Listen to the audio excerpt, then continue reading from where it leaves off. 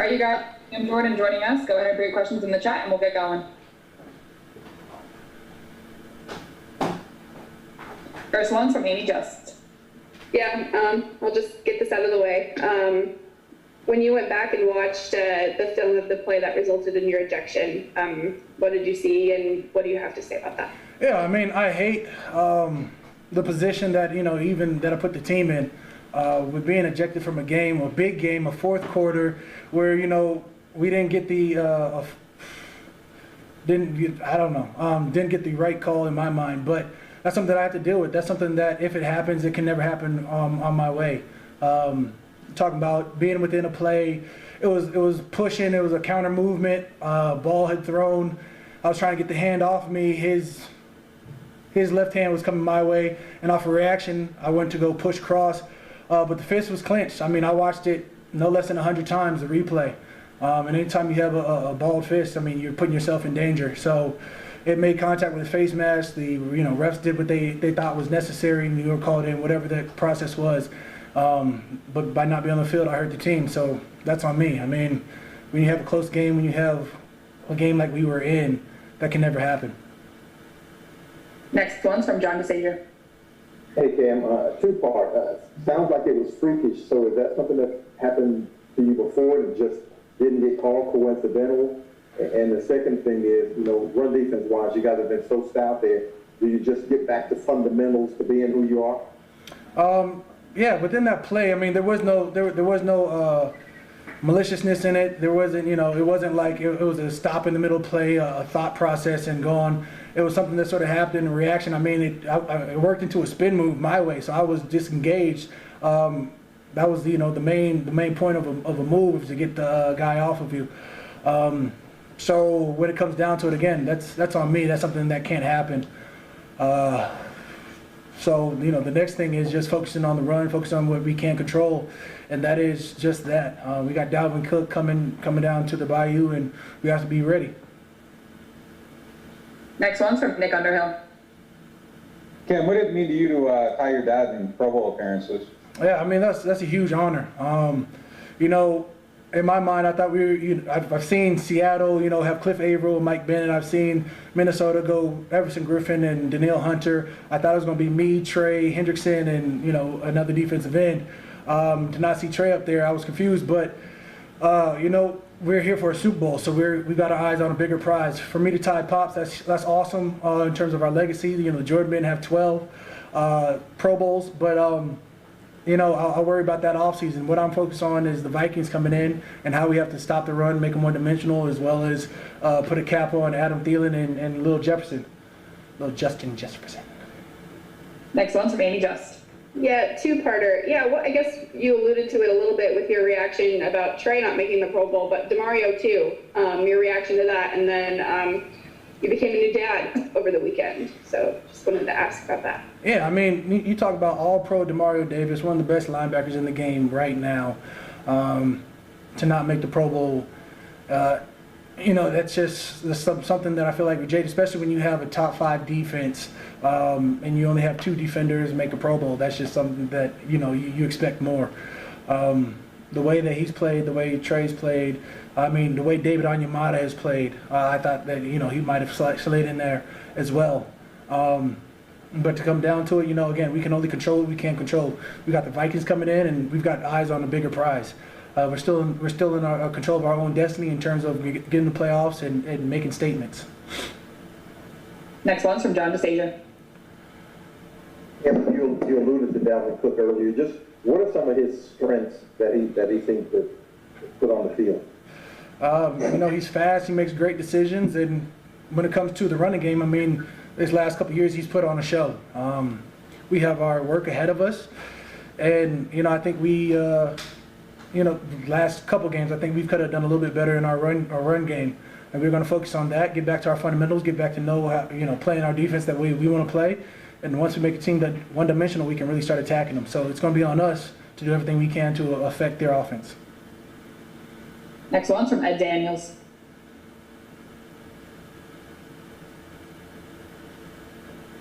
Ed, I think you're on mute. My bad. Cam, how important is it, how disappointing is it not to potentially have the #1 seed, and how much of a detriment do you think that is going into the playoffs? I can't tell you what all it's going to mean in the next 2 games. I do know we, again, control what we can't control. We win this game, we win the NFC South, and we'll worry about our secondary goal to win the bigger picture. I do know that we're going to focus on stopping the run. We're going to focus on putting pressure on Cousins. You know, they got a strong wide receiver core that we have to put a lid on. So it's going to be on us. In terms of bigger pictures, what happens if somebody falls, somebody this is that, I'll let you guys worry about that. I'm going to go play football the best way I know I can. Next one's from Luke Johnson. Hey Cam, how beneficial is that just veteran presence that you guys have on this team when it comes to dropping 2 games in December and making sure you just kind of like stay on the path despite like the kind of little late season stumble here? Again, at the end of the day, you know, we can only focus on what's ahead of us. I can't look back and stay focused on what happened. We can make our corrections. We have to move forward. It goes along with the 24-hour rule that's already passed. We're focused on the Minnesota Vikings coming in, and once we get over them, then we'll worry about whoever's next, and then we'll go ahead into the playoffs where we're looking to try and win a Super Bowl. But I'm saying like, maybe not every team's able to do that and focus on that individual game. So like, you know, how have y'all been able to like really establish that mindset of like, you know, the 24-hour rule is a thing that y'all are able to like enforce every week? This is a culture of the locker room. This is culture of the New Orleans Saints. This is something that's been established long before.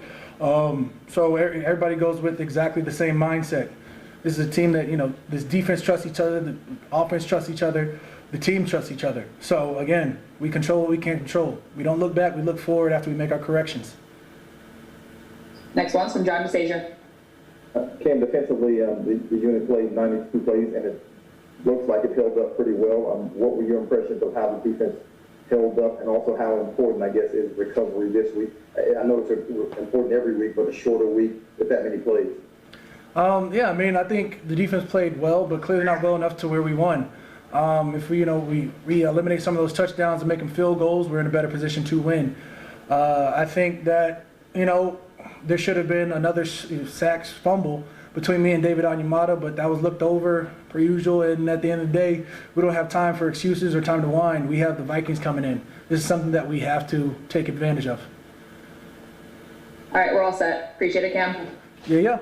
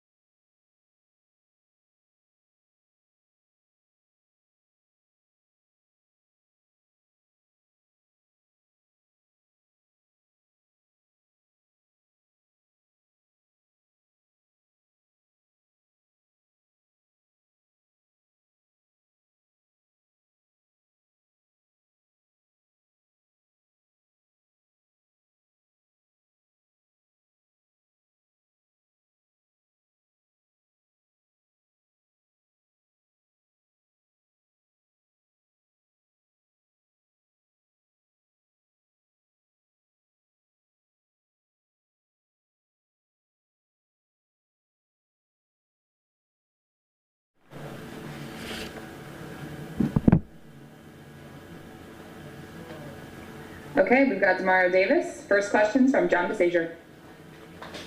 Demario, you guys played 92 snaps on defense on Sunday. Just how do you feel like you got held up through that, and what's the recovery process like for a short week? I think that's the biggest thing. Sometimes you're gonna have games where you play a lot of snaps. Ideally, you don't want to, but you're gonna have games like that. I think the thing with the short week, rest becomes a premium.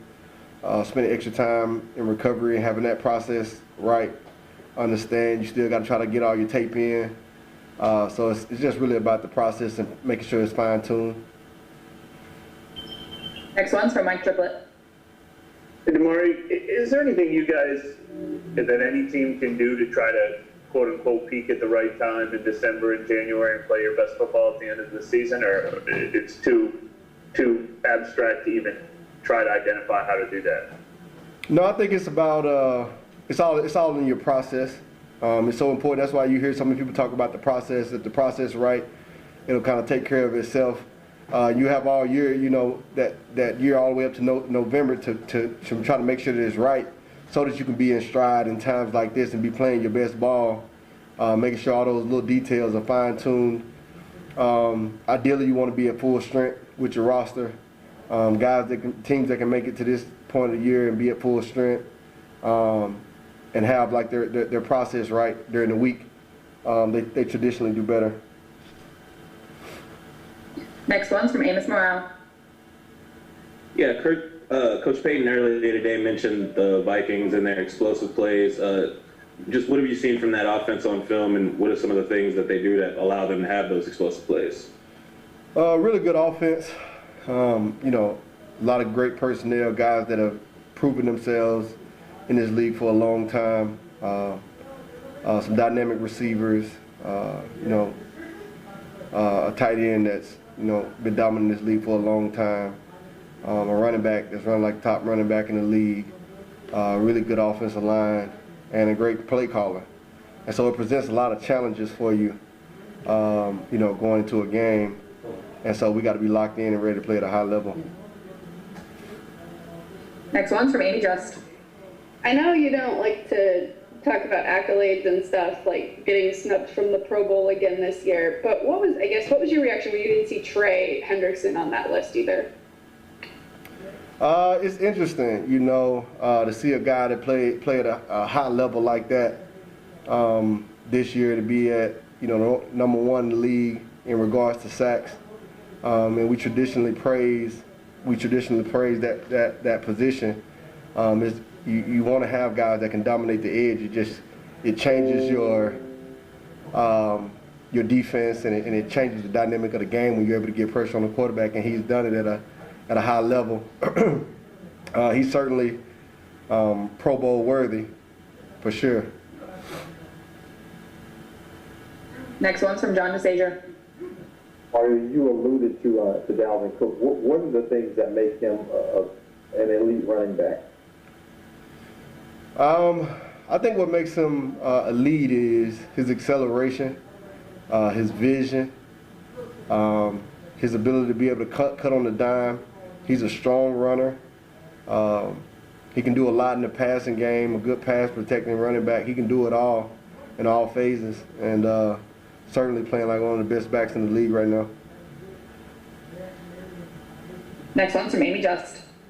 Yeah, just the name of the game, playing in the fall and the winter. You play on holidays, Thanksgiving last several years, and now Christmas. What does that mean to you that you're playing a game on Christmas Day?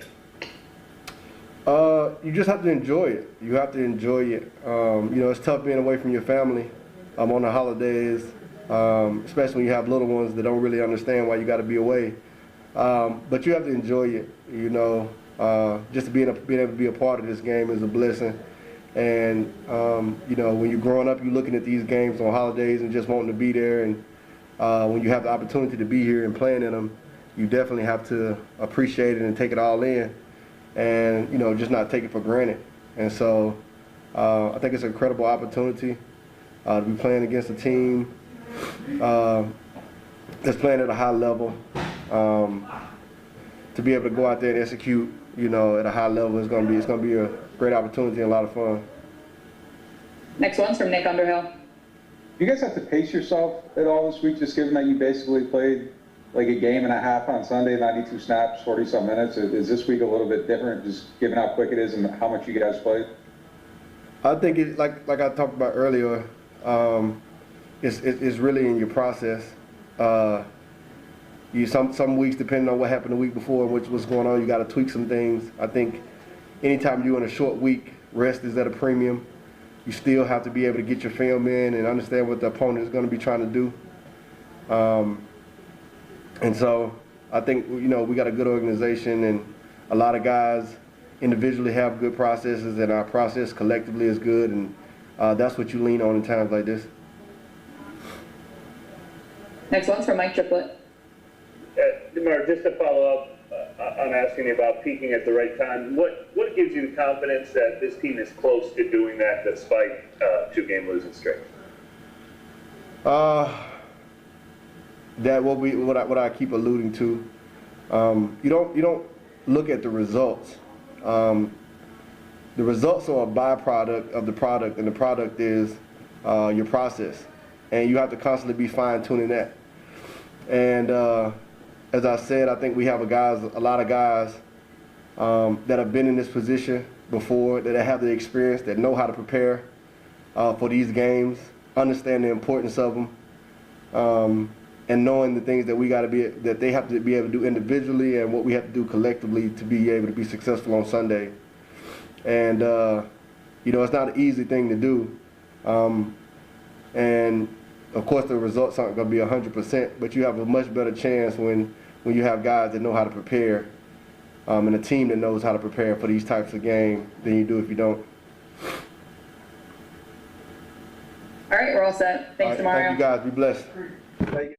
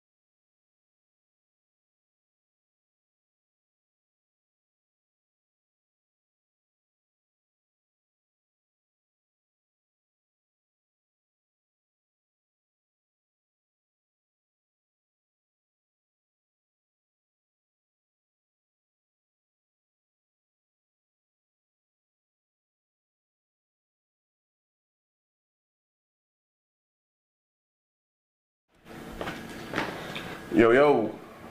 All right, you guys, go ahead and put your questions in for Erik McCoy.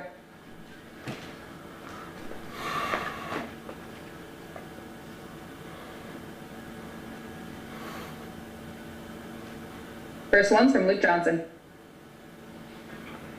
Hey, Erik, is there a sense that you guys are still kind of waiting on putting together like the offensive performance that you guys are kind of capable of? Like, do you feel like you've hit that yet this year? No, not even close. You know, I'm not going to say we have a long way to go, but I think we definitely haven't put our best stuff on film. I don't think we've played our best game as an offense yet, whether that's rust or chemistry or whatever it is. I still don't think we've played our best game, and not even close to it. So what do you think is holding you back? I mean, obviously, if you knew the answer to that, it probably wouldn't be an issue anymore. But what's kind of been like the most consistent issue, you think? Yeah, I mean, just execution. We have to go out every day in practice, in the games, execute our job. And that falls on all 11 of us on the offensive side of the ball. And we got to improve on it. Next one's from Amos Morale. Yeah, obviously, first game with Breeze back. As an offensive line, is there any adjustment period, when you get a guy back at, that position?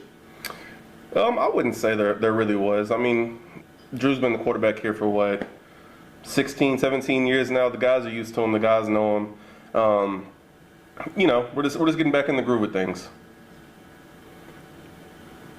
Next one's maybe Just. Ooh. Yeah, Amos, you had a follow-up. Go ahead. I'll just go after you. Okay, Teron named to another Pro Bowl yesterday.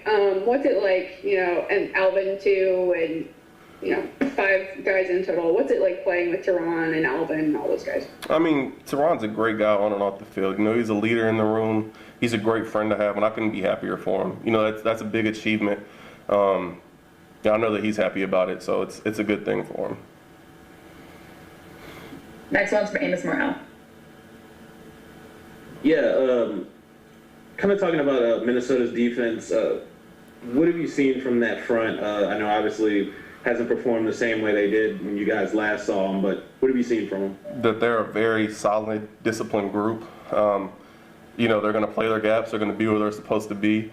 And they're physical. I mean, regardless what the numbers say, they're a physical defensive line, and they're going to play their responsibility really well. They're really well coached. Next one's from Luke Johnson. Erik, how big of a role have Dan Rauscher and Brendan Nugent played in just keeping you guys cohesive despite all the moving pieces you've had this year? Yeah. Well, first off, they're 2 of the best O-line coaches in the game. Whether we have injuries or COVID things going on, they've always gave us the next man up mentality and made sure that next person in was ready to go, that they're prepared. They've been coaching everybody the same, whether you're a starter, whether you're a backup, whether you're the jumbo tight end. You're getting coached the same every day. That way that everybody is ready when it's their time to come. How do their styles work together? They're opposite, but they're similar at the same time. It's an interesting dynamic. I wish I could give more into that, but I really don't have a great answer. They're just both great coaches. That's all I can say. And the last thing I wanted to ask you is, how often do you practice the, if at all, this sprint downfield for a block? I saw you doing that again. I think on Latavius' touchdown this week. I mean, it's a big emphasis in our room. Coach Rushari is big on getting to the ball, getting downfield just in case something happens. So, I mean, I'm looking for a block, but I'm also just there just in case, the ball's on the ground, somebody needs to recover it. So I wouldn't say that I practice it. It's become a habit by now. Next one's from Amy Just. Yeah, kind of piggybacking on an earlier question. Y'all's run game last week wasn't what I know any of you wanted. Can you pinpoint to anything in addition to the third downs that was a catalyst for that? I would definitely say the biggest thing by far was the third downs. I mean, it's hard to get all the runs or all the called runs that you want when you're 1 of 11 on third down and you're not really getting the chance to stay on the field and call those runs. And honestly, I wish I had a bigger and better answer for that, but third down played the biggest role in that. All right, I think we're all set, Eric. All right. Appreciate your time. Thank y'all. Appreciate it.